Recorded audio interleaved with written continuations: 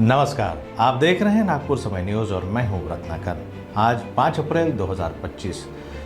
दर्शकों, इतिहास गवाह है, तलवारों से जीते गए राज्य अमर नहीं होते, पर आत्मबल से जीती गई मानवता युग तक प्रेरणा बनी रहती है। सम्राट अशोक की जीवन गाथा इसका ज्वलंत प्रमाण है। एक ऐसा सम्राट जिसने हिंसा के मार्ग से लौटकर करुणा की राह पकड़ी। ईसा पूर्व 304 में पाटलिपुत्र में जन्मे अशोक मौर्य सम्राट बिंदुसार के पुत्र और चंद्रगुप्त मौर्य के पौत्र थे।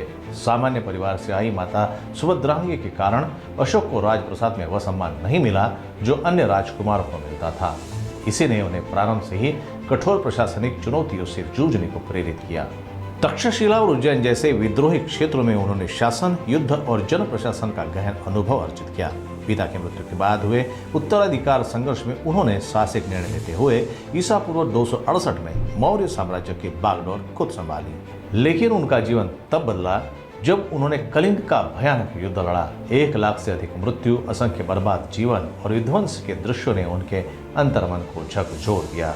वहीं से अशोक के भीतर का सम्राट एक साधक बन गया। उन्होंने बौद्ध धर्म अपनाया और उपगुप्त भिक्षु के सानिध्य में धम्म के मार्ग पर चल पड़े। उन्होंने हिंसा का त्याग कर दिया और अपने जीवन को न्याय, करुणा, सहिष्णुता और सेवा को समर्पित कर दिया। धम्म स्तंभ, सांची का स्तूप, चिकित्सालय, वृक्षारोपण, यात्रियों के लिए विश्राम गृह, ये सब उनके बदलते व्यक्तित्व की गवाही देते हैं। उनके पुत्र महेंद्र और पुत्री संघमित्रा ने श्रीलंका में धर्म का प्रचार किया और अशोक का संदेश सीमाओं के पार तक पहुंचाया।